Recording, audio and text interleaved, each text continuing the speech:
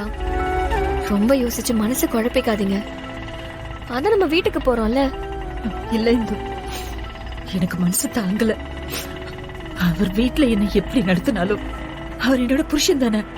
ஏதோ கோவத்துல என்ன நடு ரோட்ல இறக்கி விட்டு போனாலும் கொஞ்ச நேரத்துல என்ன திரும்பி வந்து கூப்பிடலாம்ல. இப்படி என்ன நடு ரோட்ல தவிக்க விட்டுட்டு போறாருன்னா நான் யாரு? அவரோட பொண்டாட்டி தானே. என்னை பத்தி அவர் கொஞ்சம் கூட அக்கறையே இல்லையா? மனசுக்கு ரொம்ப கஷ்டமா இருக்கு. அக்கா, உங்க கஷ்டம் எனக்கு புரியுதுக்கா.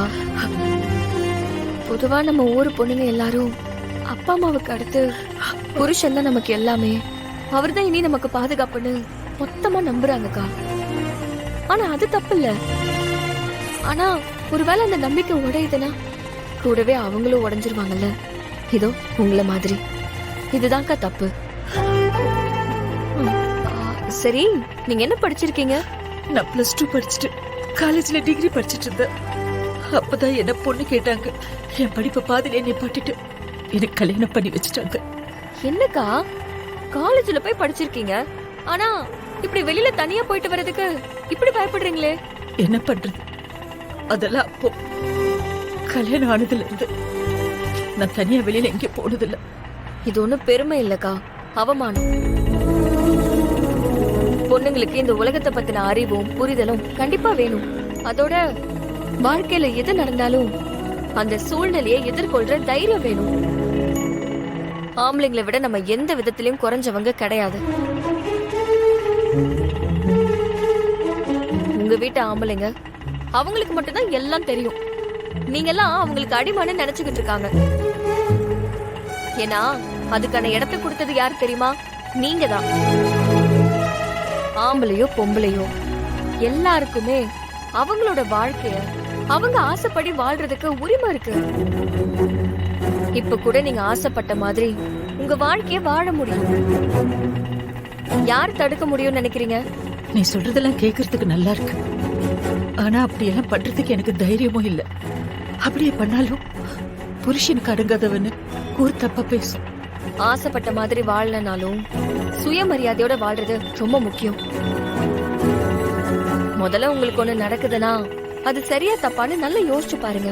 உங்க வீட்டு ஆம்பளைங்க எவ்வளவு ஸ்ட்ரிக்டா இருந்தாலும் எப்படியாச்சும் எனக்கு உதவி பண்ணணும்னு யோசிச்சது நீங்க மட்டும்தான். எனக்காக யோசிச்ச நீங்க ஏன் உங்களுக்காக யோசிக்க மாட்டேங்கிறீங்க? என்னோட கஷ்டத்துக்கு உதவி பண்ண யோசிச்ச நீங்க உங்களுக்கு ஒரு கஷ்டம் வந்தா எதுக்கு வீட்டுல பிரச்சனை பண்ணிக்கிட்டுன்னு அதிலே வாழ பழகிடுறீங்க. அது ஏன்? இது எப்படின்னா, யானையை கட்டுப்படுத்த அதோட கால்ல மாட்டின சங்கிலி மாதிரி.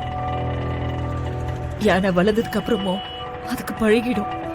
ஆமா சார், அந்த இந்து பொண்ணு 30 நாள்ல கண்டிப்பா காசை கொடுத்துடுறேன்னு சொல்லிருக்கா. என்னது 30 நாள்ல 10 லட்சமா? இன்னும் 10 வருஷம் ஆனாலும் 10 பைசா கூட நாங்க அவளுக்கு தர மாட்டோம். புரியுதுங்களா?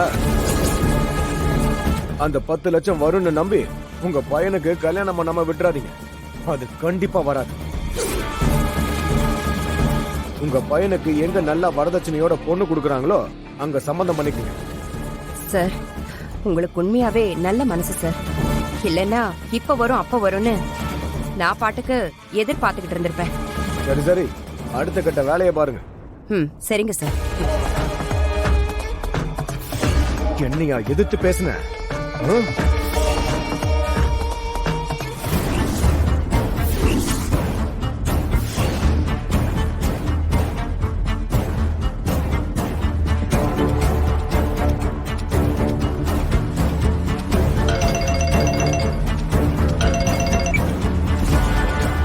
சொல்லுமா. அண்ணே, ரொம்ப நாளா உங்க பொண்ணுக்கு என் பையனை கேட்டுட்டு இருந்தீங்கல்ல? ஆமாம்மா, சொல்லுமா. என் பையனை உங்க பொண்ணுக்கு கட்டி வைக்கணும்னு முடிவு பண்ணிட்டேன். என்னம்மா இவ்வளவு சந்தோஷமான விஷயத்த சாதாரணமா போன்லயே சொல்லிட்ட? அதுக்கு என்னண்ணே, கூடிய சீக்கிரமே இந்த கல்யாணத்தை நடத்திடலாம். மேற்கொண்டு என்னங்கறத நான் நேர்ல வந்து பேசுறேன். கண்டிப்பா பேசுவேம்மா. நான் இதை உடனே வீட்டுல எல்லாருக்கும் சொல்லிடுறேன். சரி, வச்சிடுறேன்னு. அப்படியே செஞ்சிடலாம். கம்பிய காய்ச்சடா. சரிண்ணே, இருந்துங்கடா.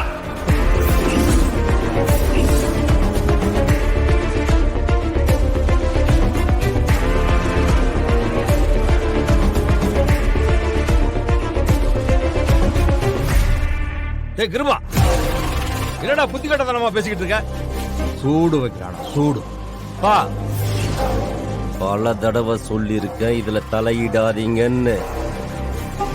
இத நான் பாத்துக்கிறேன். டேய் வாய மூடுறா. ஒண்ணு இல்லைனாலும் கர்ணா அவ கழுத்துல தாலி கட்டியிருக்கான். அவளுக்கு சூடு வைக்கிறேன்னு சொல்ற? இவளை மன்னிச்சு விடுங்கடா. இல்லப்பா, டேய் நான் சொல். இந்தாங்க.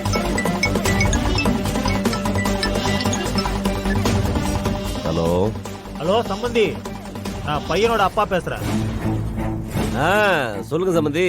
நாங்க ஒரு 5 மணிக்கு அங்க வந்துருவோம். சரி சரி சம்பந்தி, சரி சம்பந்தி. சரி. அண்ணே, மாப்பிள்ளை வீட்டுல என்னென்ன சொன்னாங்க? சித்ராவை பொண்ணு பார்க்க வராங்களாண்டா. சூப்பர்ண்ணே, சூப்பர்.